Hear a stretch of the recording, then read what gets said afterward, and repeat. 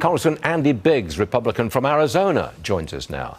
How come Arizona is performing so badly when in the vote counting when Florida had counted a landslide by 9:30 last night? What's wrong with your state? Well, great question, Stuart. It drives us crazy. But under DeSantis, Florida has changed their election laws, and they have tighter controls. Look, we had an election yesterday where you had a record number of people showing up at the polls, and 27% of the precincts you couldn't vote really for 8 hours. You were just in and out. 8 hours of disruption. And so normally we end up voting or counting until Fridays. That's just pretty par for the course. It's not acceptable, but that's what happens because what's going to do, they're going to finish today, Stuart, the day of counting.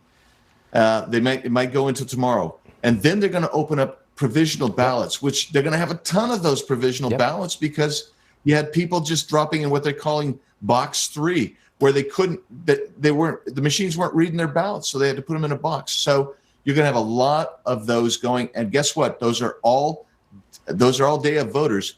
The break will continue to be for Republican candidates throughout the state. Okay. All right. We're going to wait for the results. We just have to wait. No choice, I guess. Now, 3 races on the Texas border, which Republicans thought they might win, were actually won, all 3 of them, by the Democrats. The border didn't seem to be an issue. Why wasn't the border an issue in a border state? The only thing I can figure there, I mean, you're asking that disconnect that I never understand is sometimes people disconnect their own parties causing the problem with the actual problem. So that's all I can see is probably a disconnect. That's an inherently Democrat area, and party ID still remains a powerful lure to voters. And sometimes they vote against their own interest, and I think that's what happened in the South Texas races. Elsewhere, it looks like the battle for leader of the Republican Party is between Ron DeSantis and Donald Trump. Who are you in favor of? Whose side are you on? I've got friends on both sides, and I stand with my friends, Stuart. No, here's the thing. Donald Trump is really the powerhouse and the leader of the Republican Party today. He's the one that built the America First movement.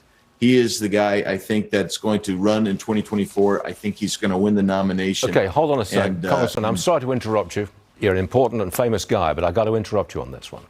Donald Trump threatened to revealing a non-flattering information about DeSantis if DeSantis decides to run.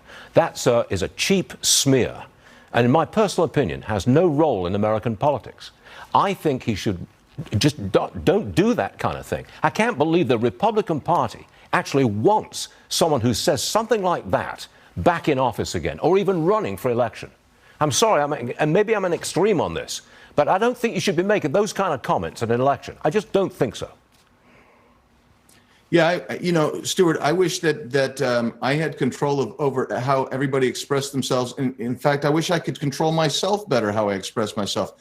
But the reality is Donald Trump still remains the leader of the Republican Party, whether you like what the way he says things or not. I'm going to disagree with you, Stuart. I'm sorry, Andy. I'm going to disagree with you. After last night's performance of Ron DeSantis, landslide win, young guy, great family, and he worked miracles in Florida. How he can say that Trump is still the leader of the party, I'm just not buying it. Last 30 seconds to you. Thank you. Look, I like Ron DeSantis. I know Ron DeSantis. He's done an incredible job. I just think until the Republican voters have a chance, then I think it's still Donald Trump's party to lose, to win or lose. Okay. And I'm not sure that Ron is going to want to walk away from that in 2024 when he just won by a landslide. And I think he probably has some meat on the bone that he wants to finish in Florida to make it the best state ever and then run in 2028. All right. We shall agree to disagree, but come back on the show sometime real soon. Andy Biggs, thank you very much, sir. Appreciate it. Happy to do it, Stuart. You bet. Thanks.